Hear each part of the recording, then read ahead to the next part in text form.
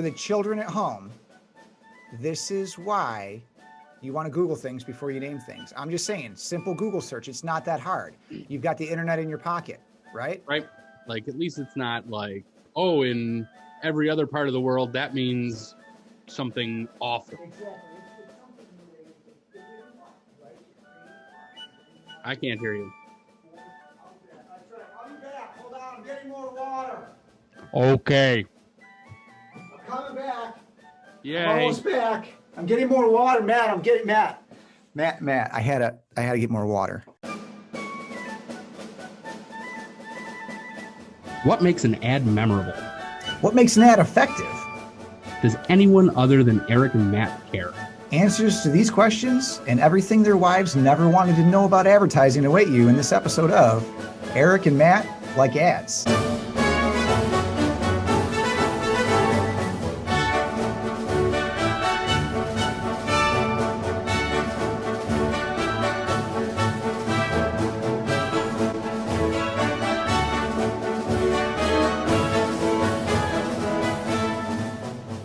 So Matthew, I'm drinking rye whiskey again today. Okay. Yeah, look Cool. at that. Isn't that beautiful? I picked this because of the subject today. I feel like the character in this is a spicy character. So I'm like, I want to have a spicy whiskey. I'm so excited about this one, by the way. Like, I'm so excited. I'm incredibly glad that you are, because I'm gonna be honest, I didn't do any research whatsoever. I watched it a couple of times, and I have just been holy shit busy, and I'm so incredibly glad that we are doing this now, because this has been a hell of a week. So, you know what? I appreciate your candor.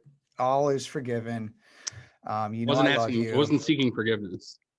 Well, I want to tell you the same thing that I say to my wife when we have a little spat. I get close. I draw her near. She doesn't want to, but I draw her near. I lower my voice. Yeah. Okay. To kind of like just a soothing kind of, I look her in the eyes and I say, Meredith, I forgive you. And she hates it. She hates that. She does not like it. But I'll tell you, I think it's funny. And when you're like really getting at it, and into it with your wife, that's the best time to crack wise, I find. Yeah. Yes, absolutely. Yep. And we stopped having children after that. It's the weirdest thing, like there's been no children after that point. I don't think they're related. I think the fact that we sleep in separate rooms, I think that's probably more the thing that causes that. But that honestly sounds kind of fantastic. Dude, you got to try it. My grandparents, I didn't understand it. I'm like, why do grandma and grandpa sleep in different rooms? I know now why they slept in different rooms. Yeah. My grandparents on my dad's side slept in different rooms. I was always like, weird. Smell that. You gotta smell that. Beautiful. You smell that? That is just like, you realize what I'm doing every time I tell you to smell it. I've been doing this every week now. You know what I'm doing, right? It's product placement. I see. I can barely see it. Yeah, I know. And that's why it's so subtle.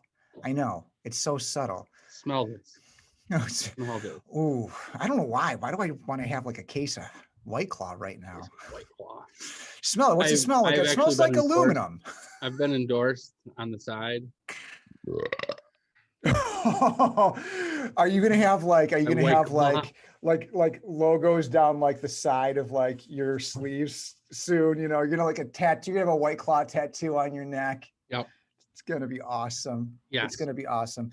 So no, but this is like one of my favorite commercials, long form. Here's the deal. You need to, because I was watching back one of the other episodes, you got stop pulling the freaking punch. Stop telling people what we're gonna watch before we actually watch it. You did it with you did it with the what you call it, the one I just looked at. Which I have short-term memory. What was it? I believe you. You don't have to bring up. I just examples. did it. I just looked at it. What did I just look at? Literally yesterday. Oh my God, I don't know. Episode 4. Oh, Indian motorcycles. Because like the ad itself doesn't tell you that it's Indian motorcycles till the very end. But now everyone's going to know what they're watching before they watch it. Let's cut it out. Oh, I didn't tell them to cut that part out though. And by the time people see this one, it'll already have been out. What do you mean? No, have him It's cut like it a out Back to the in Future in thing. history. Oh, okay. You know what I'm saying? Like right now, what's Oh. happening now is happening in the present, but also for people will be happening in the future when they watch it, but then it will be our past, but also episode 4, which has not been released yet, that nobody's seen, but we've already seen. This is pretty meta. Think about this. This is like, this is like some Sliders type of stuff. You remember Sliders? Thank you for the note. Yeah, that's what I'm here for. Here's the thing. I know what you're capable of. All right. I see it in you. I know no one else believes in you. I know Dan. Bitch. I know, son of a bitch. I know Paul, you know, I know Kristen, by the way, that's right. I'm commenting on stuff now on your wife's content on Facebook. I like that. All right. I was like, the veil. That guy just, pierced the veil. He just goes for it. I'm busting your oranges to your wife with your wife. Hey, that's great, man. You know, she was the one that made the Muppet comment though. So I felt like she opened the door. Yeah. She opened the door for it. Right. Absolutely. And even if she hadn't, she would be all about it. She's like, oh, some stranger making fun of my husband? Let's go. What do you mean stranger? Well, you haven't. Meredith knows who you are. No. Does she not know you're doing this? She doesn't know about this shit, does she? She does. She just does not care. Is she on, okay, is Kristen on, is she on LinkedIn? No. See, neither is Meredith. I keep telling her, it's like the running joke at my house now. Like I'll find like the least relevant times to say it. And I was like, you really got to get on LinkedIn. Cause you got to see what I'm like, you got to see what I'm doing on LinkedIn. Cause I don't really get involved on like Instagram. I'm there, you know, and then Facebook, but I don't really like do stuff there. Yeah. My main like social media, like prowess, and I don't think that's an overstatement, is on LinkedIn. I feel like I'm really bringing it. Well, how about these guys, dude? You saw this thing, right? I saw that. Was this like the dumbest thing you've ever seen or what? I liked it a lot. I definitely. If anybody comes and works for me based on this, like they got to know what they're getting themselves. Like there are no surprises, right? They cannot tell me that they didn't know what they were getting themselves into. Yeah. Right. It's true. Dude, I'm amped. I'm amped today. That's good. I really am. That's good. I want to ask you something. I have so you just said that you don't use Facebook all that often. I think that's maybe a little bit of a lie, but so you know like how memories pop up, it tells you like, oh, you have memories. Love the memories. Love the memories. Blah, blah. Yeah. Love them. Fantastic. Love them. It's a good way to scrub all the bullshit that you said when you were like, you know, much younger and dumber. No, mine are mostly my children, just things that, and I reminds me of all the love in my life, you know. Oh, okay, yeah. Not the regrets, because I didn't put that stuff on Facebook. I knew better. Oh, whatever. So this time last year, as we were, I guess, entering the pandemic and entering quarantine and all of that, a dear friend of mine, whose name escapes me right now. No, his name is That's Brian. That's how close. That's how dear. Yeah. Ryan. This guy Brian. Brian like with a B. B like and that's a Y. Between like Brian Adams and Ryan Adams. I know that there's a Y in it. You know about that, right? Brian Adams and Ryan Adams. Yeah. What about him? Like Ryan Adams, like, you know, kind of like the punk rock and roll alt country guy, and then Brian Adams, like the, you know, like the what you call it, the Robin Hood Men in Tights guy.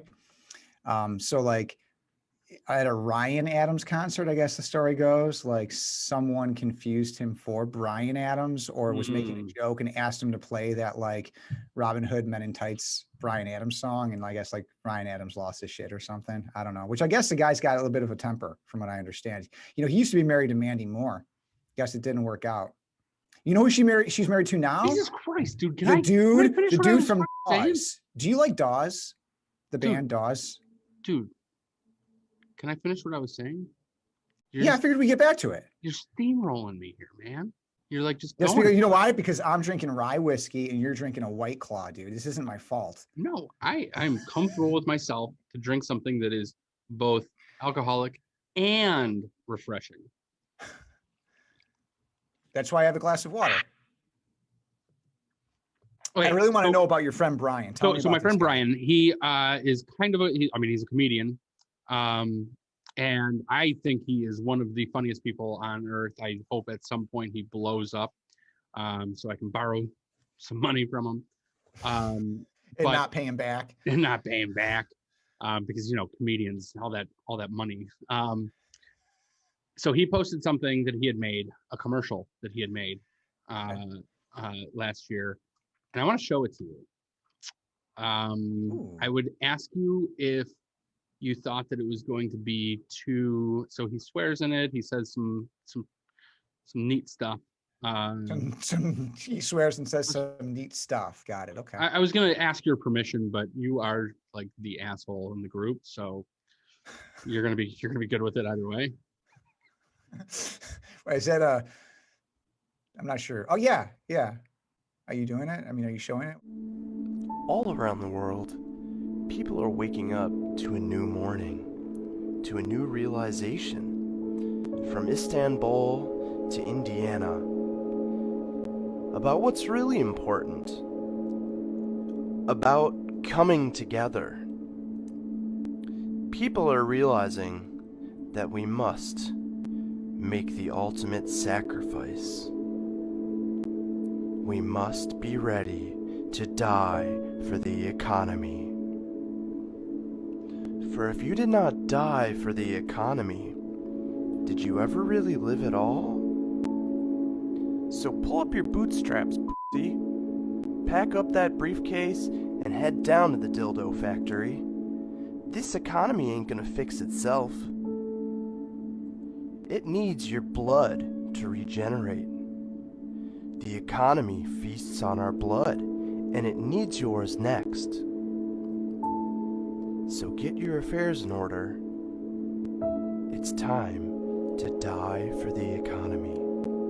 This message sponsored with care by Amazon, General Motors, Johnson & Johnson, Chuck E. Cheese's, Playboy, General Electric, Virgin, Tesla, Nike, Siemens. I used to work for Cricket. Yeah. Back in the day. It's fairly accurate. So was that him in it? His voice? No, was he in any of it? Were any of none of that was all stock? Okay. That was all stock stuff. You could even see in one of them, like the watermark was still there. Yeah, I saw that. Yeah, the one with the blood. Yeah, that's pretty marvelous, actually. Yeah, yeah. I just thought that was hilarious. I thought that is hilarious. I think that's really, really bold for him to put all those logos up there like that. That's pretty bold. Yeah, I suppose. He's not really. I don't know. He's not us. He's not, he probably works for like JP Morgan or something, right? He works for Geico, yeah, I would say that's appropriate. There's one word there that probably needs to be bleeped out, I would say, and then that'll get people to want to look it up on their own to find out which word was bleeped. We don't need to leave it at all. I just think it's funny. It's very funny, actually. It's very funny. Yeah, the ultimate sacrifice. That's pretty good stuff. It's pretty good stuff. All right. Well, that landed well. Do we have to keep doing this? Like the series or like this particular episode? I don't know. I just want can we just not even publish these? Just talk. It's the part I like the most. It's just talking with you. I get that. I really do. I understand that. Mm. So tell me, what's your favorite parts about talking to me? What, you want to tell me more about that? When you interrupt me. Yeah. People like that. It's really fun. Yeah. My wife loves it. Yeah. Also, she likes it when I interrupt her to correct her. Oh yeah. My wife loves that too. Yeah. Actually, hon. Yeah, I know. It's just seems like such the correct thing to do in our mind. I don't know. It just seems so like the thing to do. It really is. And every time I do it though, the feedback that I get is that it was not the thing to do. No. And it's not even necessarily correcting. Let me know if you have this experience as well. Even helping when they're complaining about something, venting, whatever, trying to help, trying to come up with a solution. I know this is totally cheesy, cliche, oh yeah, everybody should know that because they talk about it on TV shows and everything. Yeah. But I don't know. You didn't want help. All right, then why are you telling me this shit? Yeah, because it's about the relationship, and it's about empathy and, all the right. stuff that you were interested in up until she agreed to marry you, like, and then you're like, I don't need to be interested in these things anymore, right? Well, you've seen that, the YouTube video about the nail. You've seen that one, right? The nail. No. And it's the gentleman and the lady, and the lady is talking to the gentleman about something that's really bothering her. This is like how it opens up. And then the gentleman's like, well, I really think it's, I think your problem, I think it's the nail that's in your forehead. And when you pan out now, you see this woman has a nail, like a freaking, like a nail, like in her forehead. And she's like, it's not about the nail, and so it's basically making light of this whole situation. And it's hilarious. It really is. You should look it up. Yeah. Just like the nail couple, whatever, not about the nail. I mean, YouTube's algorithm, I feel like, is pretty sophisticated these days. It'll probably get you what you're looking for. Did you know that YouTube is the world's second largest search engine? Did you know I said that like 3 episodes ago? I did know that. No, actually, I didn't know that. Really? Are you serious? Second largest? Yeah. And it's the 4th largest biscuit. I don't know. Really? The 4th largest biscuit? Yeah. I don't know what that means. Well, I know that when someone asks me a question or wants to see if I'm agreeing with them, and I really want to wholeheartedly agree, I'll say, you bet your bottom biscuit. Because I feel like, like that biscuit on the bottom, that was one of the first biscuits. It's one of your earliest biscuits. And there's a reason why you still have it, right? Because like, you know what I mean? Like, so like, if you're going to bet your bottom biscuit, you must really be confident. I feel like, like you're really confident. You've had it for a while or something. I don't know. Yeah. That's your cool. Yeah. Wow. Yeah. This is riveting. Shock and awe.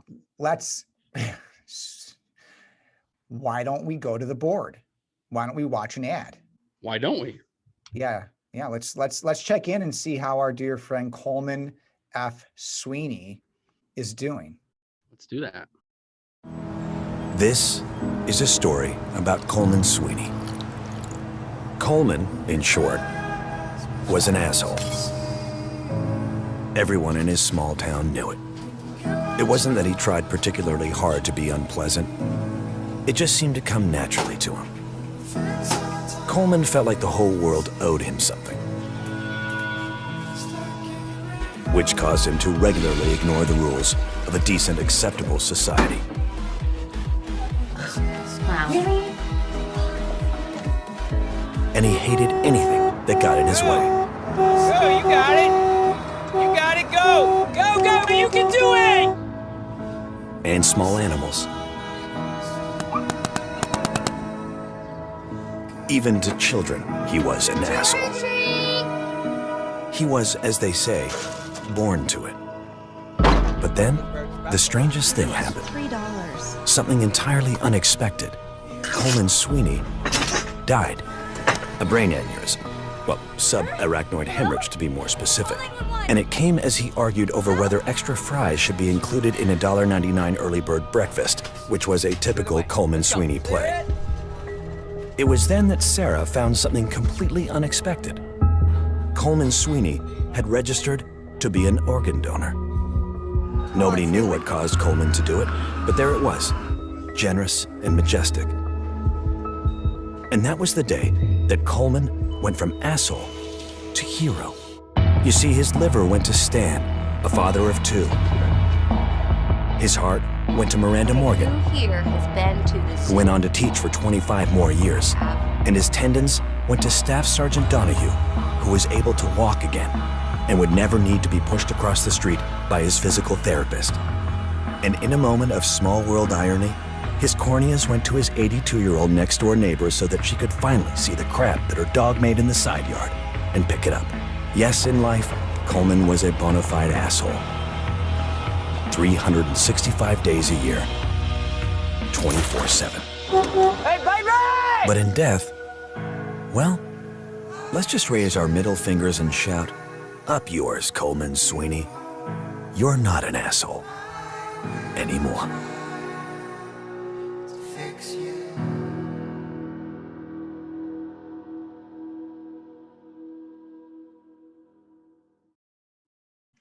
So you think I'm the world's biggest asshole? No, I said the asshole in the group, you and I. Gotcha. Well, And it's it's Coleman. only because It's all Coleman week you've been Sweeney. self-proclaiming yourself. Like you've been self-proclaiming, whatever.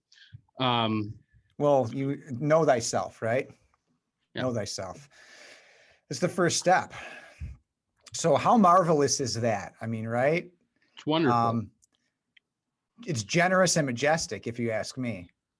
I like a lot about it. I wonder, like, where was this run? Like, where did they use this? Yes, the intention was, and I know like you're going to scoff at this a little bit, right? Because you don't just do this, but the intention was to make it a viral video. So they only shared it online. Certainly it was developed in a way because you can't make a viral video. You make a video and it goes viral based on whatever, right? Yeah.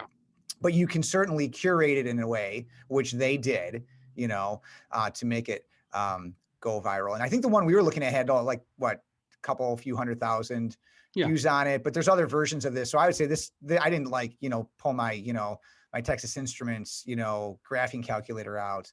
But it has to have like millions and millions of views based on if you aggregated, all those things. But so, yeah. So do you know who, I'm going to assume a lot of the answers are no, because you had a really busy week, as you said, and you weren't able to do as much homework on this one. And that's okay, because this isn't Erik and Matt love ads. It's Erik and Matt like ads. Yeah, I mean, we like them, right. because we're not going to put too much effort into this. No. So do you know, though, the agency that created it? No, I don't. Their name is Martin. Oh, cool. Yeah, but so no, not the one down the road from you. No, not the one down the road from us in Buffalo, New York. And they're a great agency, but no, not that Martin, a different Martin, a Martin out of Richmond, Virginia. You might know this Martin from their work. Let's see here. Have you heard of CarMax? Mm-hmm. Have you heard of Oreo? No. Have you heard of Old Navy? Yes. And I don't believe they were around for the was it Farrah Fawcett, the performance fleece days? I don't think they were there for that. More contemporary Old Navy. How about DoorDash with the whole Sesame Street, people in your neighborhood DoorDash commercial? This is a recent one, right? But most famously, probably, those are all pretty famous. Have you heard of a government employees insurance company? We know them as Geico. Yeah, they do. I don't know if it's all, but they do I think they're like that agency, right? Really? They're Geico's agency. Yeah. So I've always heard that, that Geico uses an agency. I've never really bothered to look into it. I've always heard that kind of like overall ideas come from that agency, but they also use like all of their kind of like not local, but all of their employees, and they're allowed to like come up with an idea and like submit it. And that's why I think that there are so many, and this might be just something that I made up in my head. Genuinely. It sounds like it. I really don't sounds know. Like but it. I've heard that, and I believe, I mean, we're in Buffalo, right? So there's a big Geico. Yes, we are. Yes. Place. I know people who have worked there, who do work there. And I think that's why there's so many like different ideas that like Geico uses, but they're all kind of like in that same like kind of bizarre manner. And I mean, they have and continue to use how many different characters, right? Like mascots, folks, geckos, cavemen, whatnot. All right. Yeah. So did you recognize the voice of the commercial? It sounds really familiar. It does. It does. And it did to me. And until I did the research, I didn't know who it was. So I was a little surprised. Will Arnett. All right. Yeah. But it's not his like really gruff voice. It's like somewhere in between his normal speaking voice and his gruff voice, right? So it's Will Arnett. And the actor playing Coleman F. Sweeney, which I think is amazing. Yeah. Coleman like F. Sweeney, right? Who, by the way, Coleman Sweeney is a real person, but that's not the real Coleman Sweeney. And I guess the real Coleman Sweeney isn't an asshole at all. The real Coleman Sweeney is an employee at Martin, and the people there that wrote it thought that the name Coleman Sweeney was just like this fantastic name. It would make the best name for this character. It took them 1.5 years to develop and finalize this commercial. It was a year and a half in the making. It's like, well, it's 2 and change minutes, right? So it's, Yeah, you know, it's a long. and the production value on it is like phenomenal. Yeah. But so the actor's name is Thomas Jane.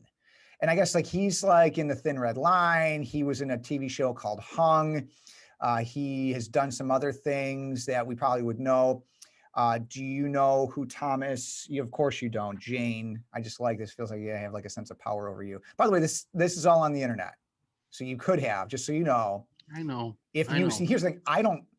Clearly, my agency isn't doing as well as yours is, because you are far busier than I. Or I have somehow managed to manage my agency more efficiently. But it's probably mostly that you guys are busier than us.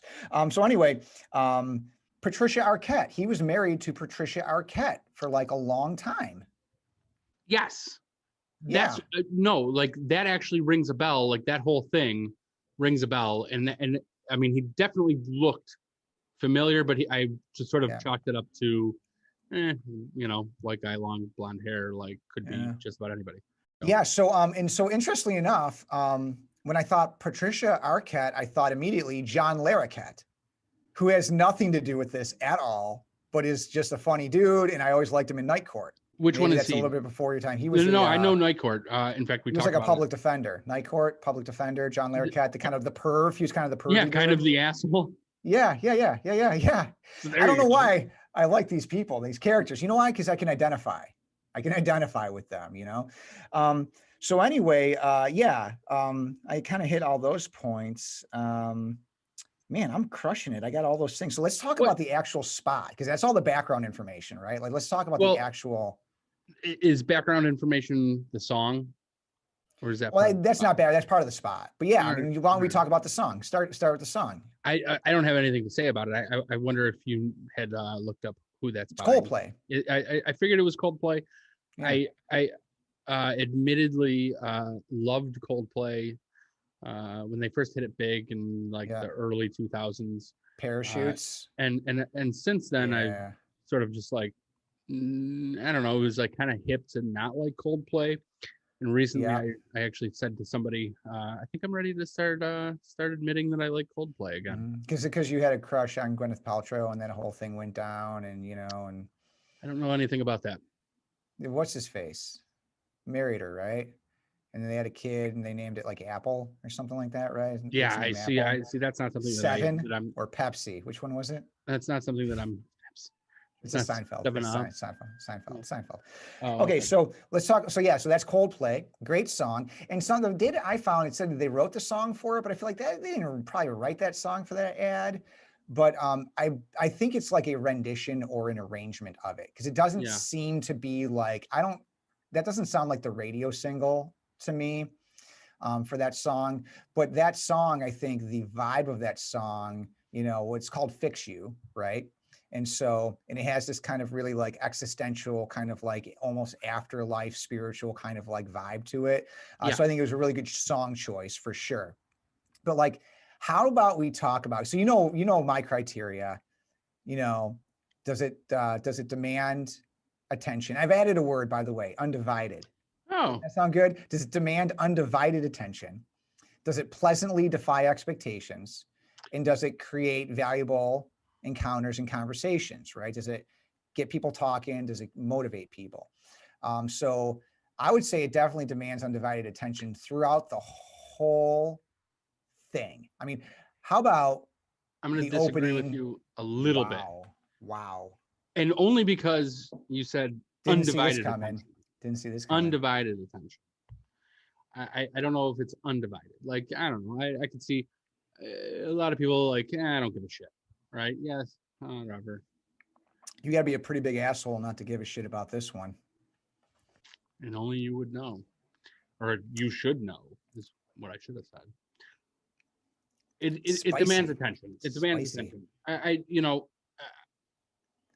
I guess my problem with does it demand attention is maybe like I definitely feel like as people in the advertising industry, as people who, you know, are marketers, we tend to overstate or overthink how much people give a shit about the things that we've created.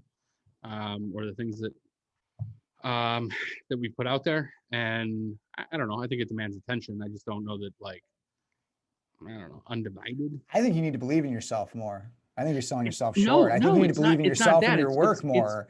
I Matt, you're believe good. in You're it. good at what you do, Oh my man. goodness. Oh my goodness. You're always doing this to me.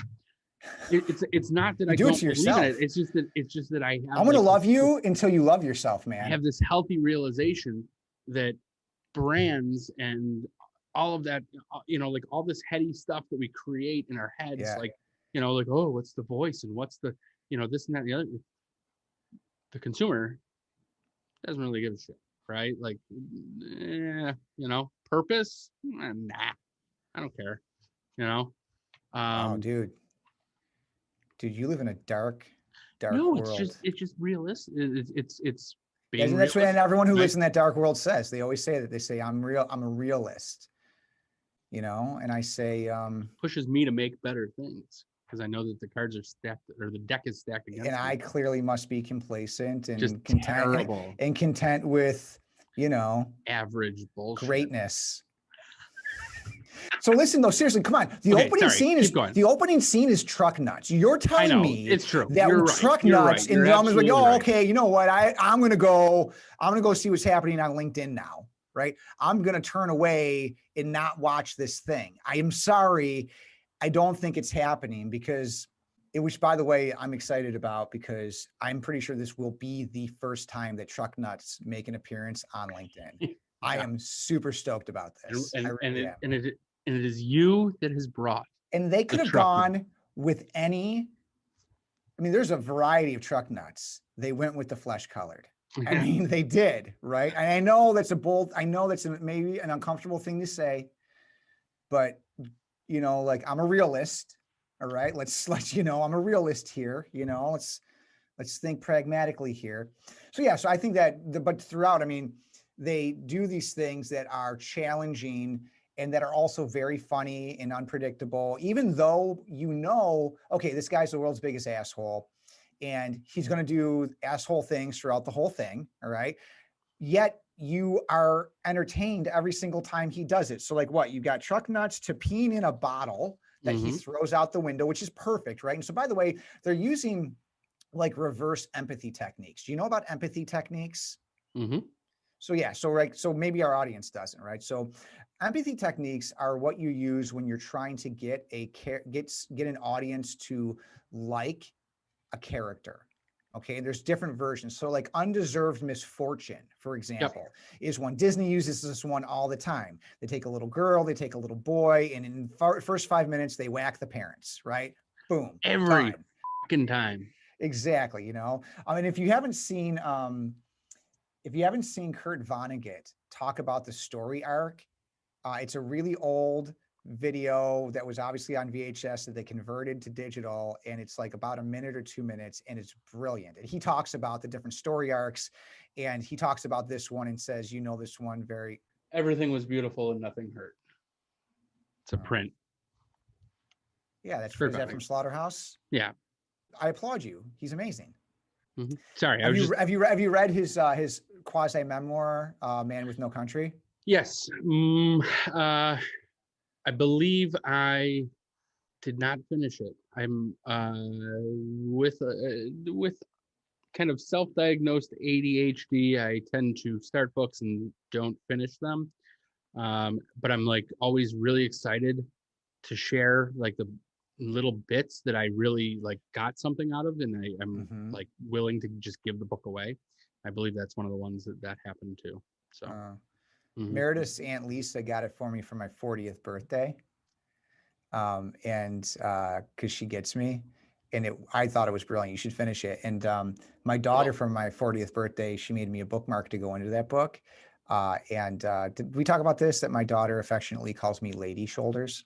No. Yeah. She gave it because I don't know. I think it's funny to do that kind of like dance with your shoulders. That kind of like, you know, kind of a little bit of like that. Your great aunt Esther does this dance at all the weddings, you know. Yeah. Anyway, so my daughter coined me or dubbed me Lady Shoulders, and then she made me this bookmark for my 40th birthday that looked like a set of shoulders, and it says Lady Shoulders on it, and it is my prized possession. All right, like.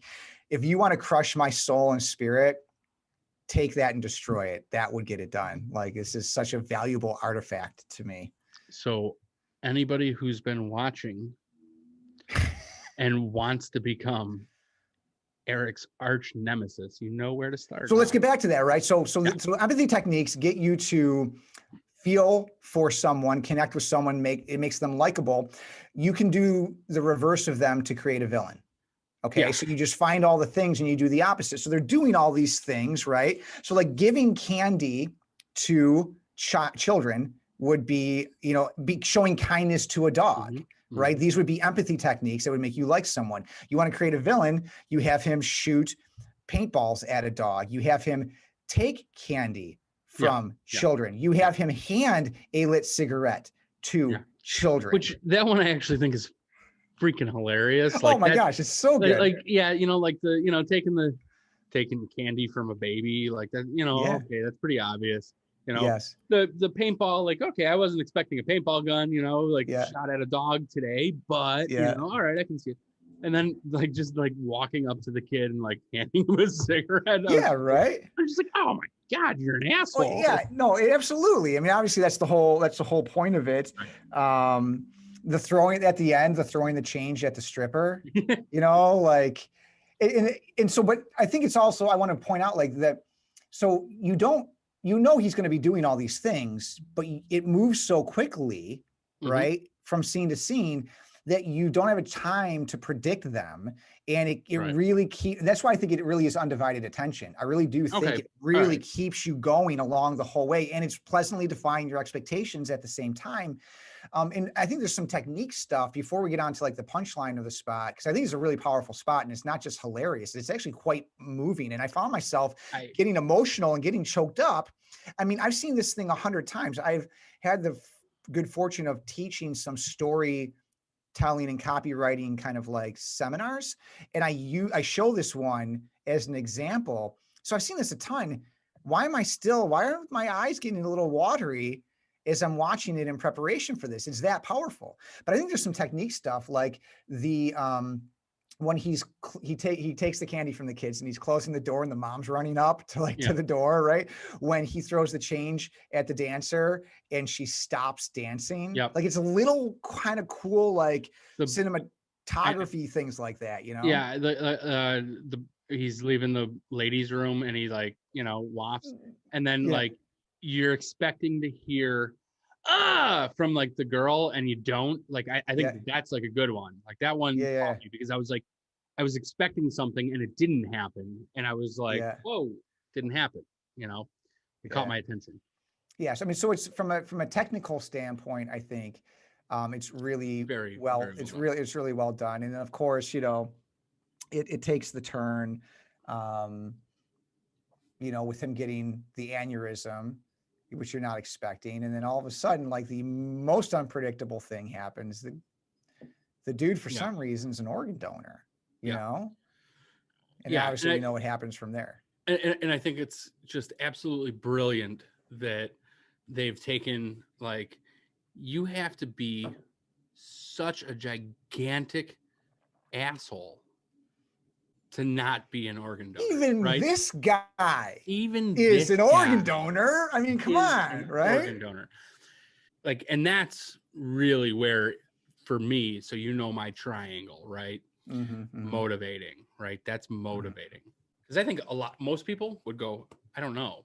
They're going to grab their wallet and go, did I check that box or didn't I? I don't remember, And maybe that's people who just are like me, and I just don't, I don't pay attention to a lot of things. No, Kristen says that. Yeah. But no, really, I would never have had an aversion to becoming an organ donor. That just would have never happened. And I think really when you're creating a spot like this, you have different motivations in mind for different types of people, right? And sometimes you're going to say, we're just going to ignore this segment of the population because that's not who we're talking to. But I think this one does a nice job of appealing to maybe a couple of different types of people. One, the people who are just apathetic and haven't really thought about it, don't really care, you know, they're going to go, oh, wait, am I, or did I check that box Mm-hmm. or didn't I? Then there's like the people that like, for some reason, which I can't begin to explain, have an aversion to it. Oh, I don't want people taking my organs. Like, why not? You know? And I don't want to get into like maybe. Do you swear this possibility much? Do you drop the F-bombs this much around your mother? around my mother? Probably. I'm sorry. Am I swearing a lot? No, it's just that I know your mom watches this along with my mother. And so I was just curious if you felt this It's your comfortable. nice way of telling me to stop swearing. I'm merely making banter that I think will be interesting for, you know, for your mom and my mom to. Anyway, you were saying something powerful. Oh, don't be that way. Matthew's the last. Well, dude, go. you know, honestly, you know, I was in the middle of something and. But that's what I do. You know this. That's what I do. The attention wasn't on you, so you had to bring it away. Thank you. I'm still here, guys. Jesus. Okay. I just want what's best for you.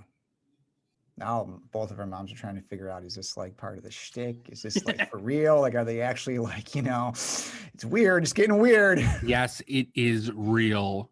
I hate him. It's a strong word. I'll take it though. You know what? Because what the opposite of love is not hate. What is it, Matthew? Come on, say it. Indifference. That's right, Wilford. It's indifference. Is that what you were going for? I don't really know. No, it is. Yeah, the opposite okay, of cool. Ali Viso. Yeah, the opposite of love is not hate. It's indifference. Cool. Which I think this ad gets to that though, right? Like you're not indifferent about this. It forces you to make a decision, to have an opinion, right? Yeah. And I think that it's brilliant. And I think that, I mean, I'd like to go to the woo-woo, deep, subconscious, like spiritual element of the ad, which I often like to do. But before we go there, is there anything like literal, subjective still that we want to talk about, or can we go below the waterline and get into that deep stuff? I don't think we have time for all the deep stuff. But that's why people tune in, is for That's why people don't watch this. for the Deep Space Nine stuff. You know what I mean? That's why tens of people will watch each of our episodes. You know, we're up to, I think we might have close to 10 subscribers now. Wow. Yeah, I haven't checked recently. I'm just assuming because a couple weeks ago we had 7. So I'm thinking like we got to be close to 10. We might have gotten 3 in the last couple of weeks. It could have happened. It could just literally, there's 7.6 billion people on the planet. YouTube is the second most used search engine. Like, I'm just law of averages, right? Like, you know, people just think about the fact that people accidentally clicking to the wrong video, finding ours, and accidentally clicking subscribe. I feel that's chaos theory. I think explains the probability of that, right? Should we like appeal to click farms? You know, like the people in like India that are just like clicking on things so that like advertisers make more money. I think we get like, can we like just that did that pipeline thing. I say we get them involved. They look like they know what they're doing. You know, like those people look like they're legit. I say we get them on our team. I say we go dark web on this.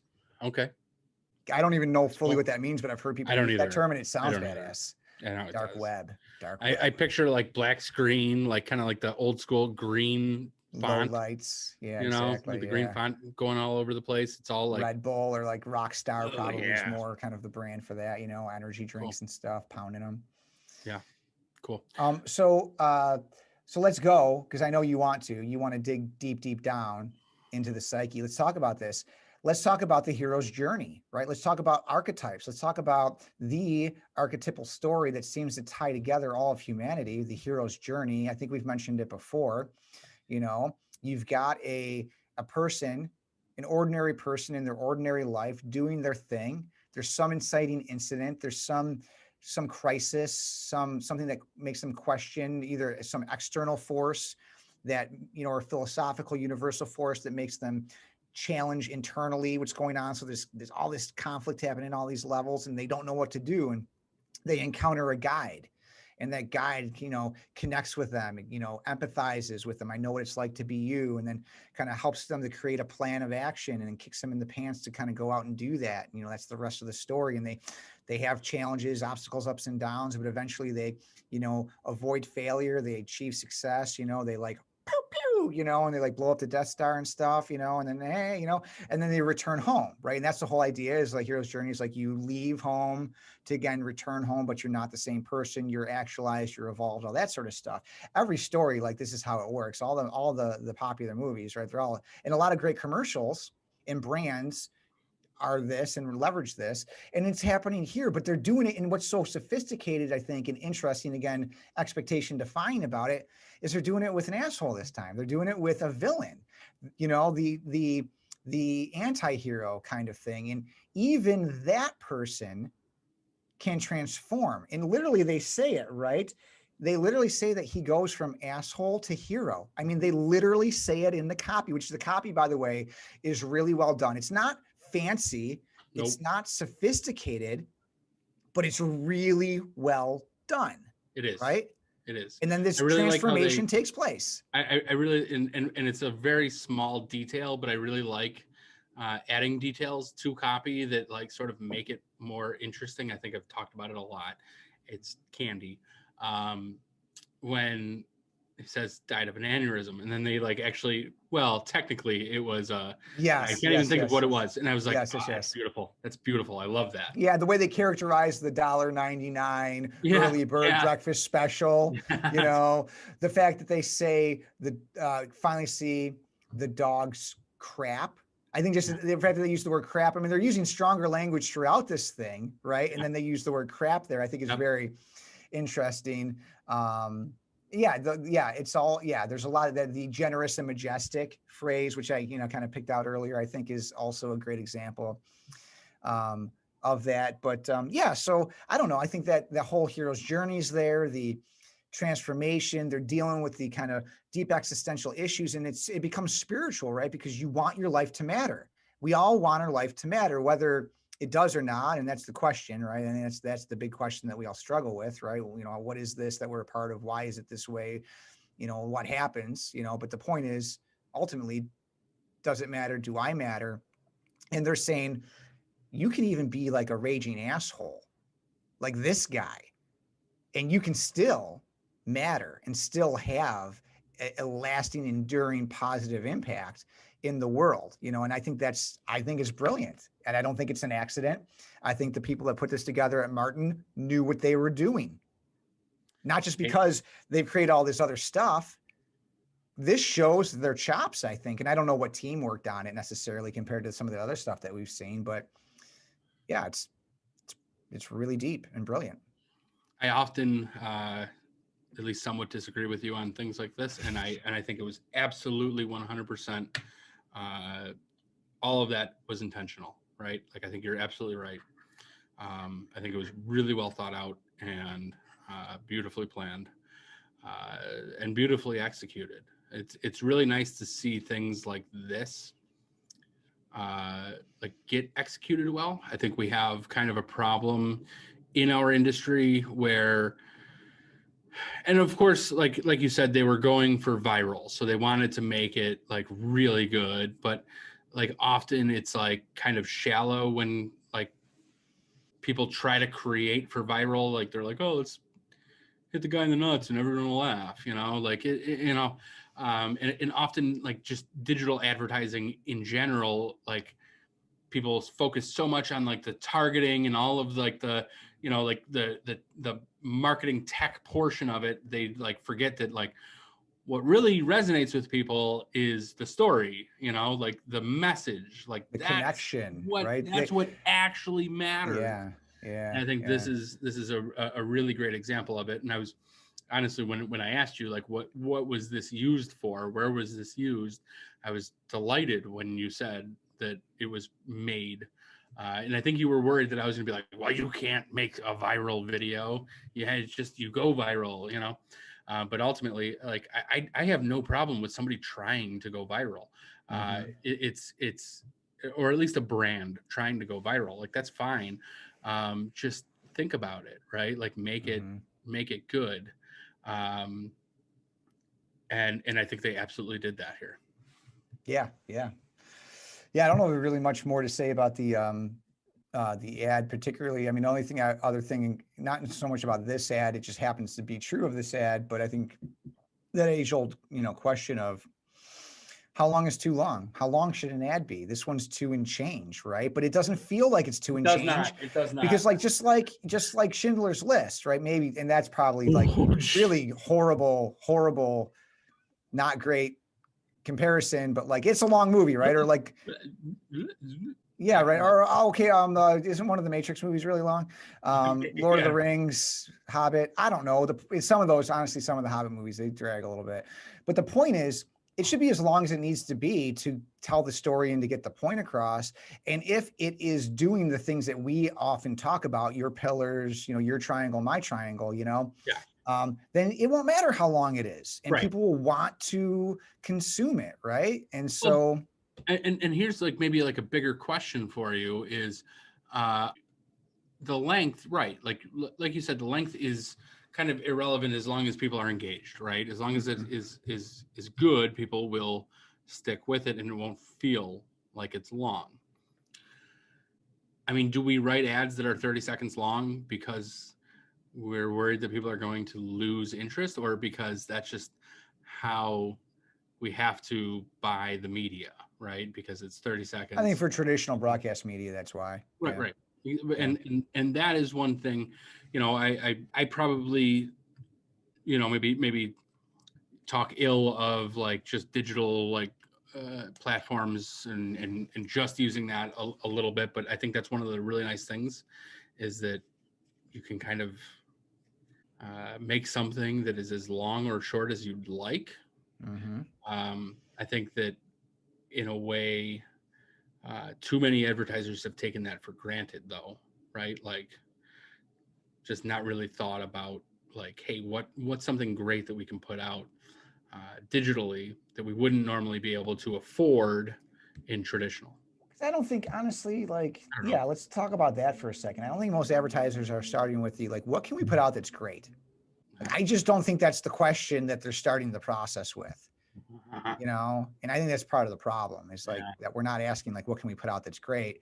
We're saying, what can we create that will achieve this quote objective, and then let's think about it probably from a narrow and rigid and uninspired perspective. But that's true. I mean, that's not just advertisers. That's all marketing. True. Right? And yes, amen to that. Preach it. Did you just somehow turn up your vocals? No, I said amen and preach it, and so those just naturally I think the universe just kind of yeah, absolutely. Cool, man. Thank you for bringing this one. I think that I had. You're welcome. At one point, but because of the virality.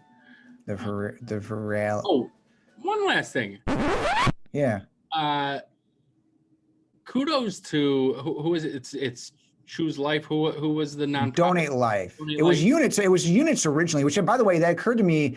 I think that might be why the views on this might be lower, because the first time I saw this video, it was tagged as Units at the end. This one's now tagged Donate Life, and I wonder if they switched it out or something like that happened, or if there's another version of this that was the original version. I don't know, but it's Donate Life. That out later, but yeah. Kudos to them for having the truck nuts to put this out. Right? Yeah. You know what? Yes. That's massive. What? No, thank you, Matt. That needs to be said, because this kind of stuff, and not because there's truck nuts in it, okay? Because truck nuts, you can only truck nuts are like a very kind of delicate spice, or a certain accent color. You can only use it sparingly. And honestly, in most instances, it's not going to work at all. Right. So it's not so much the truck, it's the fact that they had the truck nuts to do something like this. Right. And that needs to be applauded and celebrated, because your brand does not need to create this spot, but your brand does need to create things that are on par with this in terms of its effect, its boldness, its risk taking, and you need to find the way to do it that's true and honest. Like, don't throw truck nuts in a spot Correct. because you think like that's bold, right? No, it needs to be sufficiently appropriate to the values and worldview and personality and then voice of your brand, right? So like, Donate Life took a chance on this, and it paid off. And so I think, no, you can't understate that, right? Because we really need more brands doing stuff like this. This is where things should be. So thank you. I thank you. Oh, well, you're welcome. Say that. You're always welcome. I bet I am.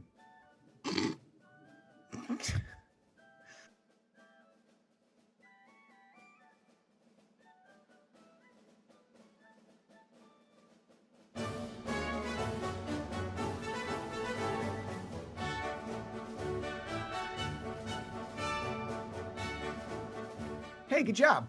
Yeah.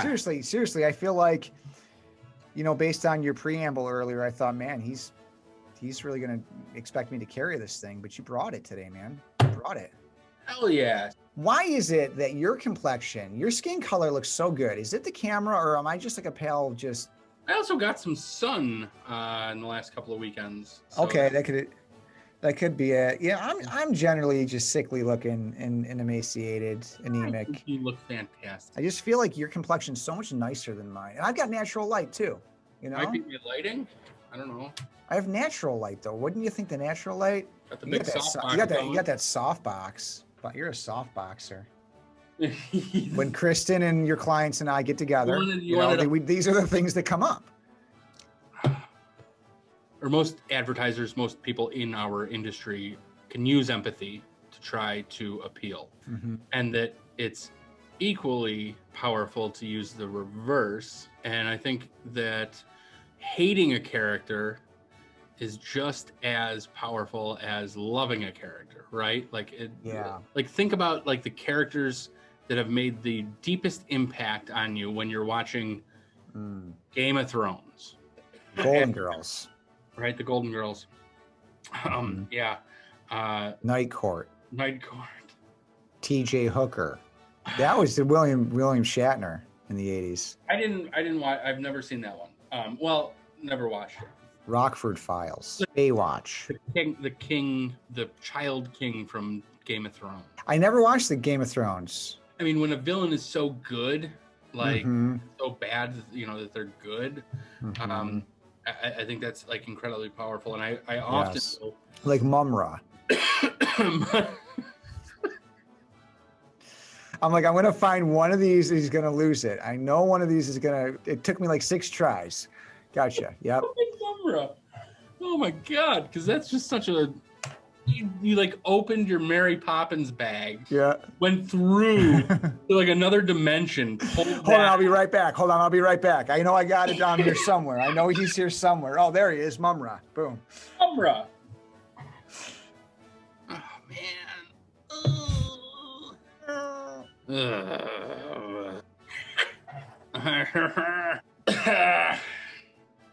Yeah. I could tell you what I don't feel like I don't know if this matters. I don't like to record this sort of stuff. I don't like to record criminal behavior at the federal level.